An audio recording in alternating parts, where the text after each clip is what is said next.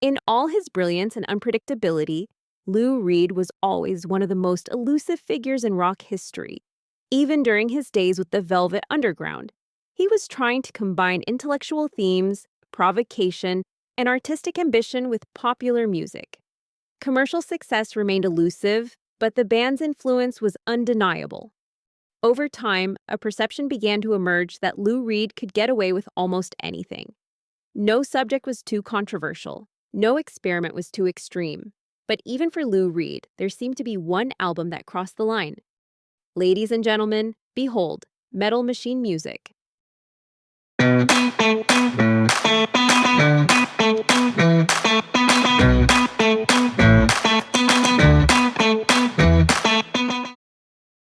For anyone who has never heard this infamous 1975 double album, yes, Metal Machine Music is indeed a challenging listen.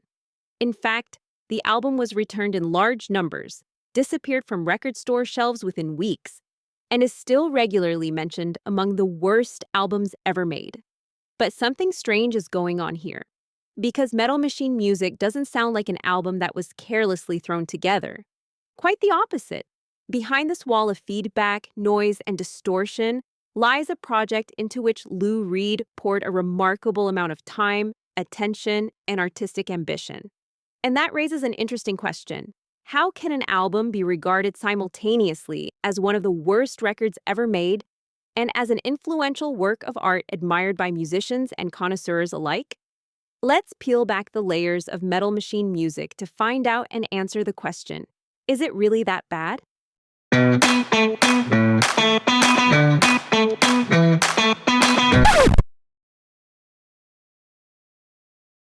To understand Metal Machine Music, we really need to go back to the 1960s, back to the Velvet Underground.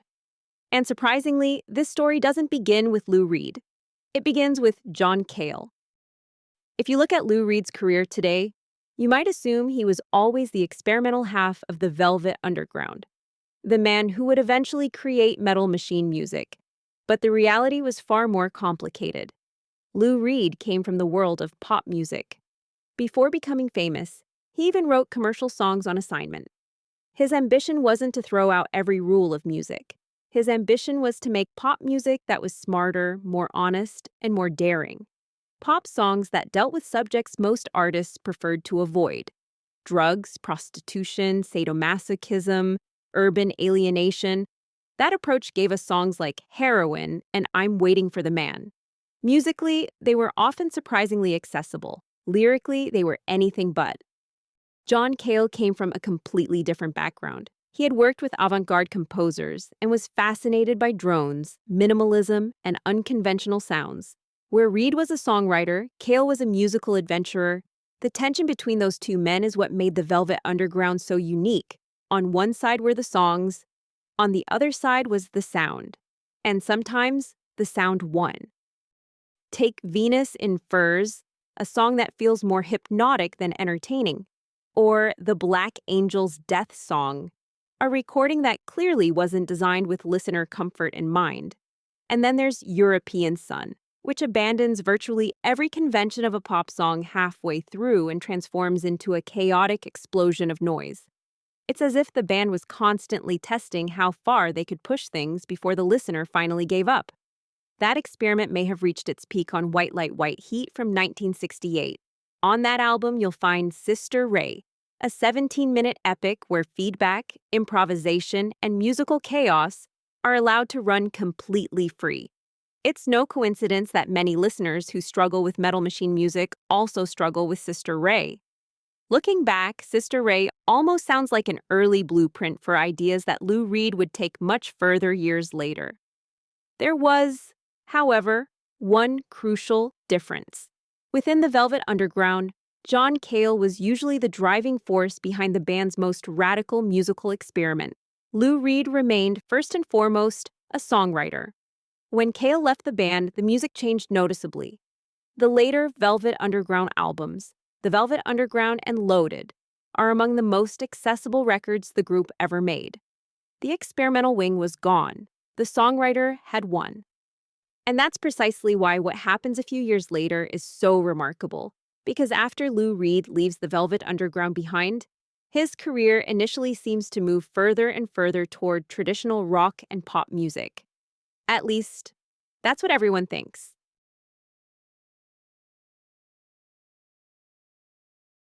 When Lou Reed left the Velvet Underground behind, his career initially seemed to be heading in a fairly predictable direction. His self-titled solo debut, released in 1972, was neither a commercial nor a critical success. Looking back, however, it's a much better album than its reputation suggests. Listen today to songs like Ocean, an early version of Berlin, or I Can't Stand It, and you'll hear a songwriter still searching for his identity, but certainly not an artist in decline. The real breakthrough arrived later that same year with Transformer. Produced by David Bowie and Mick Ronson, the album gave Lou Reed his first major commercial success, with songs like Walk on the Wild Side, Satellite of Love, and Perfect Day. Everything seemed to fall into place. The songwriting was strong. The production was outstanding. Critics loved it. Audiences did too. For the first time in his career, Lou Reed had both success and recognition. And perhaps that's where the first problem began. Because while RCA Records was probably hoping for Transformer Part 2, Lou Reed had very different plans. In 1973, he released Berlin. Today, the album is often regarded as one of the masterpieces of Reed's career. A powerful and uncompromising concept album about addiction, violence, broken relationships, and self-destruction. But in easy listening, it is not. Berlin is a dark record. A bleak record. Perhaps even a hopeless record. While many concept albums ultimately offer at least a glimmer of redemption, Berlin feels more like a story in which everyone loses. And the reaction was brutal. Critics attacked the album. Sales disappointed. The masterpiece Reed believed he had created was widely received as a failure. Years later, Reed would say that the reception of Berlin closed a door that never reopened. That moment is important, because if you look at Lou Reed's career up to that point, a striking pattern begins to emerge. With the Velvet Underground, he achieved very little commercial success but enormous artistic influence. With Transformer, he finally achieved both success and acclaim. But the moment he delivered what was arguably his most ambitious work to date, he was punished for it. What lesson is an artist supposed to take from that? After Berlin came Sally Can't Dance. On paper, it looked like a step back toward more accessible rock music. The songs were shorter, the production was more conventional, the themes were less heavy, and commercially, the album performed reasonably well. Artistically, however, it often feels like a transitional record, as if Lou Reed himself wasn't entirely sure where he wanted to go next. And it is at that moment that something happened which almost nobody could have predicted. Instead of making another accessible rock album, instead of Transformer 2, instead of Berlin 2, Lou Reed decided to release a double album consisting of more than an hour of feedback, distortion, and sonic experimentation, Metal Machine Music. And to understand why, we first need to examine what Lou Reed was actually trying to achieve.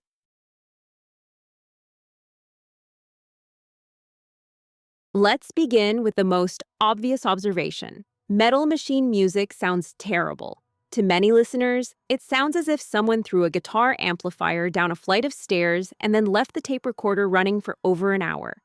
But the moment you dig a little deeper, that explanation starts to fall apart.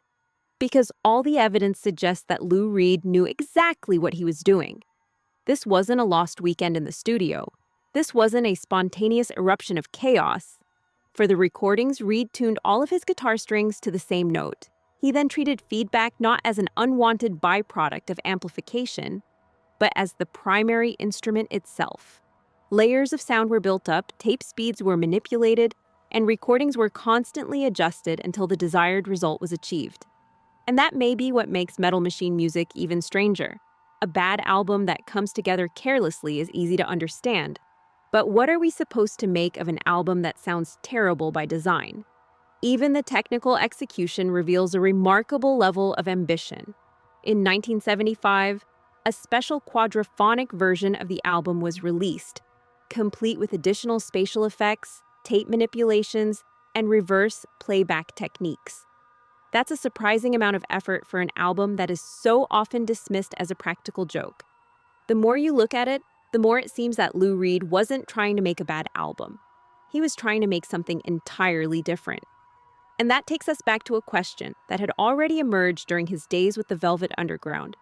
Does music really have to consist of melodies, rhythms, and songs? Or can sound itself be music? For many listeners, the answer after 1 minute of Metal Machine music will still be a loud and emphatic no. And honestly, I completely understand that. Because no matter how carefully constructed this album may be, it still sounds like a power station having a nervous breakdown. It becomes even stranger when you look at who was actually involved in the recordings. Unlike many experimental albums of the era, Metal Machine music was not a group project. There was no collection of free jazz musicians, no avant-garde ensemble, no studio packed with like-minded sound artists. Virtually everything points to Lou Reed creating this record largely on his own, which means that every squeal, every wave of feedback, and every potentially hearing-damaging frequency ultimately traces back to a single individual. And that makes Metal Machine music even harder to dismiss as a joke, because people don't usually spend this much time and effort constructing a joke, even if the final result still sounds like an overworked dot matrix printer having a complete meltdown.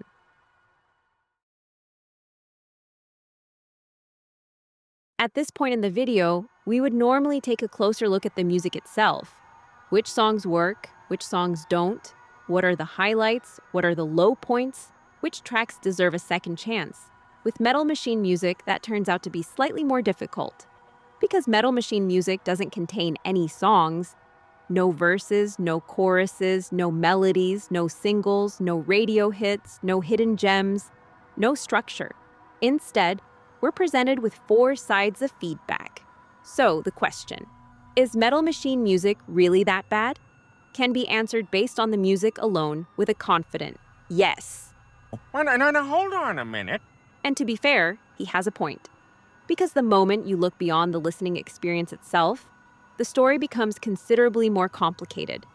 For example, many people don't realize that the album's full title is Metal Machine Music, the Amin Beta Ring, which only makes the album even more mysterious.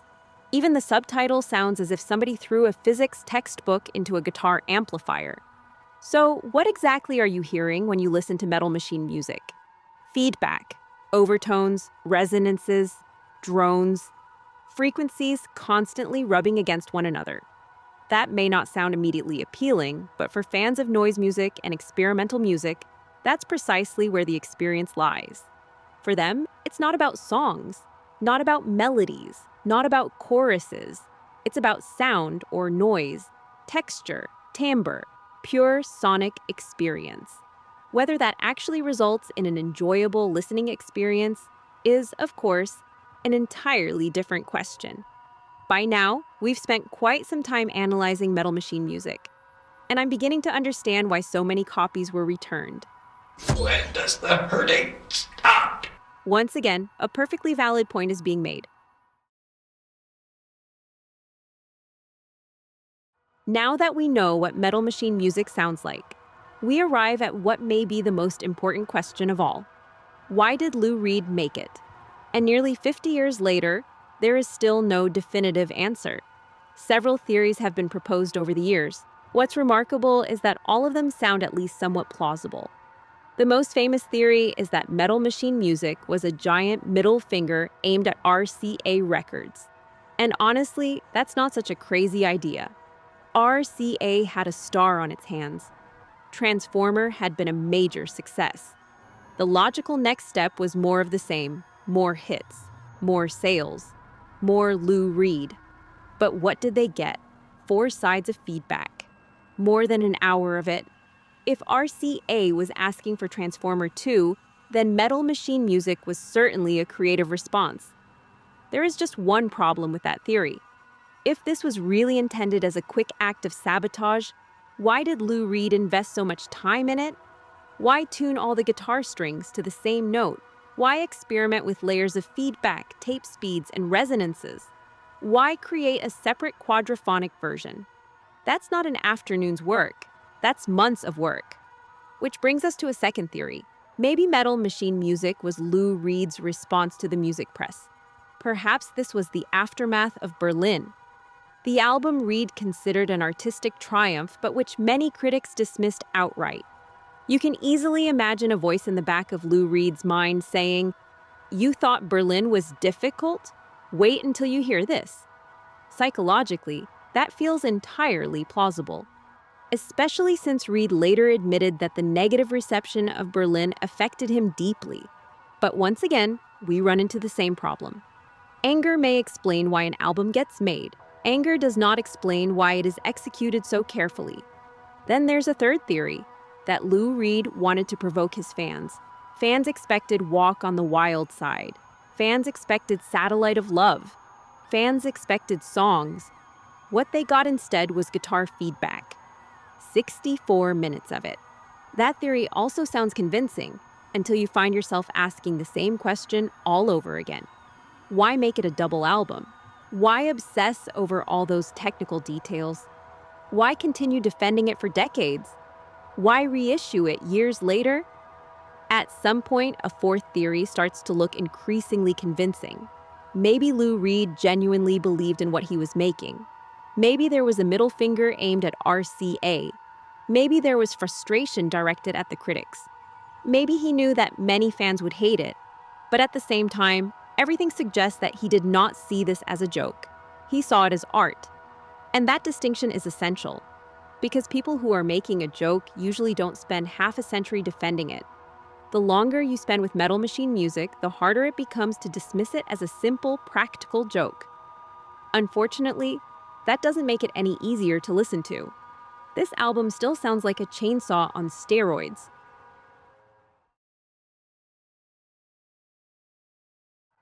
At this point, we can draw two conclusions. First, Metal Machine Music is not an enjoyable album. Second, Metal Machine Music is not an accident. But that still doesn't explain why we're talking about it nearly 50 years later. Because if this had really been nothing more than a failed joke, it would have been forgotten long ago. When Metal Machine Music was released in 1975, many listeners regarded it as an artistic disaster. Copies were returned to record stores in large numbers. Critics didn't know what to make of it. Fans felt betrayed, and honestly, that's not difficult to understand. The album consists of more than an hour of feedback. That's a lot of feedback, even by Lou Reed's standards. Yet something remarkable happened. While the general public walked away, other musicians started listening very carefully. In fact, the same thing had happened a few years earlier with the Velvet Underground. Commercial success had largely eluded them, but their influence eventually proved far greater than their sales figures ever suggested. Lou Reed had already experienced what it was like to create music that was ignored by the mainstream, only to discover years later that it had become enormously influential. And perhaps that helps explain why Metal Machine Music exists in the first place. Within the worlds of noise, drone, and experimental rock, the album slowly evolved into a cult classic. Artists who would later experiment with feedback, layered sound, drones, and texture didn't just hear chaos, they heard possibilities. They heard someone treating feedback not as a technical problem, but as an instrument. They heard someone attempting to stretch the boundary between music and sound itself. And the deeper you dive into the history of Metal Machine Music, the more often you encounter the same pattern. People who hate the album tend to have a very simple reaction. This isn't music. People who admire it tend to ask a different question. Why shouldn't this be music? That's a fundamental difference. Because perhaps the value of Metal Machine Music doesn't lie in the listening experience itself. Perhaps its value lies in the questions it raises. What is music? Where is the boundary between art and sound? Does music have to be enjoyable in order to be valuable? Or can something be important even if nobody actually enjoys it? That may sound like a strange defense of an album, but in the case of Metal Machine Music, it may be the only defense that truly holds up. Because let's be honest, At this point, I'm beginning to understand why musicians such as the members of Sonic Youth found this album fascinating. I understand why it was influential. I understand why some critics eventually reassessed it. Perhaps even more remarkable is the fact that the album has been taken increasingly seriously over the years. What was once dismissed as a failure is now discussed as an important document in the history of experimental music. Not because the album changed, but because the world changed the way it listened. One of the most striking examples came in 2017, when Pitchfork awarded the album an 8.7 out of 10. Let that sink in for a moment. An 8.7. That's a score many classic rock albums have never received. It may say less about the quality of Metal Machine music than it does about how our definition of music has evolved over the last 50 years. I even understand why Lou Reed defended this album for the rest of his life. What I still don't understand is why anyone would voluntarily put it on during dinner. Perhaps that is the ultimate paradox of Metal Machine music. The more you learn about it, the more interesting it becomes. The more you listen to it, the harder that conclusion becomes to maintain. And yet Lou Reed achieved something that very few artists ever managed to accomplish. He made an album that almost nobody considers beautiful. Yet people are still arguing about it. 50 years later, that alone is an achievement. And yet one question remains. What actually happened after Metal Machine music?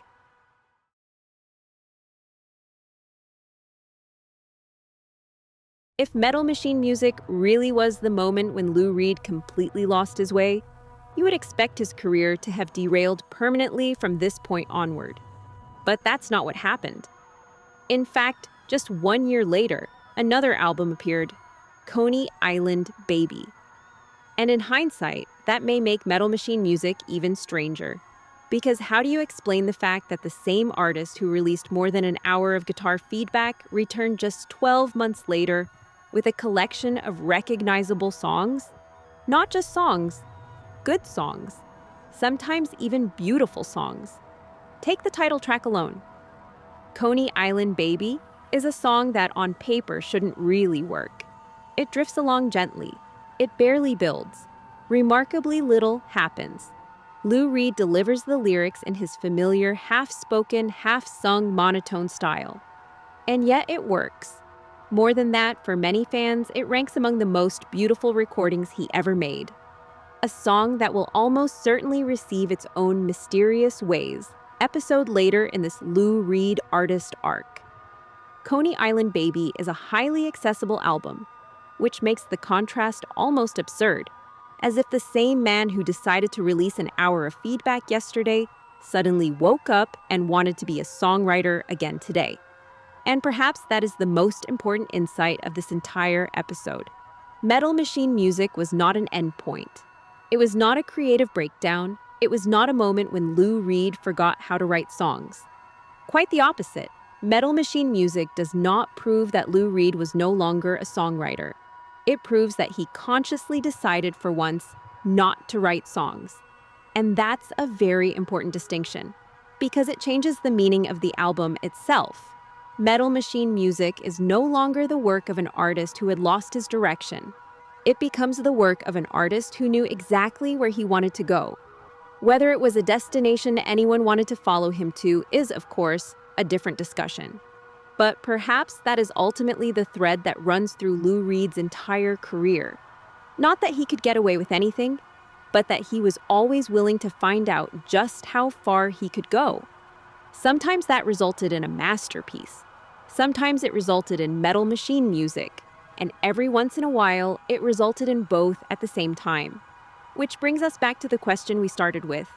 Is Metal Machine music really that bad? The easy answer is yes. If you judge this album as a collection of songs, the verdict is devastating. There are no melodies, no choruses, no singles, no sing-along moments, no emotional release, no songs you send to a friend with the message, "You really need to hear this." In fact, for most listeners, one listen will probably be more than enough.